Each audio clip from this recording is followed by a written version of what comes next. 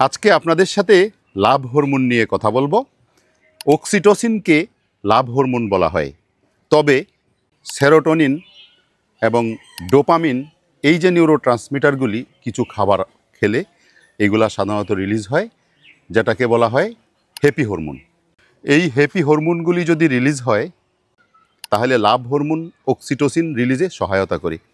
বিশেষ করে কলা, ডার্ক চকলেট, মধু এই যে খাবারগুলি যদি আপনারা নিয়মিত খান তাহলে অক্সিটোসিন রিলিজ করবে, অক্সিটোসিন রিলিজে সাহায্য করবে।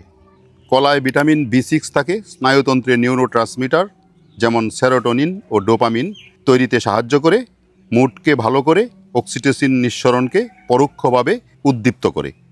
পাকা কলায় ট্রিপ্টোফ্যান থাকে।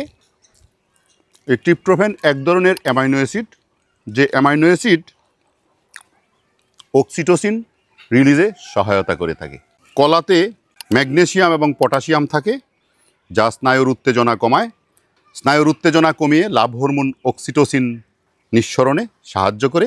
এই অক্সিটোসিন সামাজিক যোগাযোগ বৃদ্ধিতে সাহায্য করে, পরস্পরে ঘনিষ্ঠ হওয়ার সময় অক্সিটোসিন রিলিজ করে। সুতরাং যাদের পটাশিয়ামের ঘাটতি আছে, ম্যাগনেসিয়ামের ঘাটতি আছে, তারা কলা খেতে পারেন।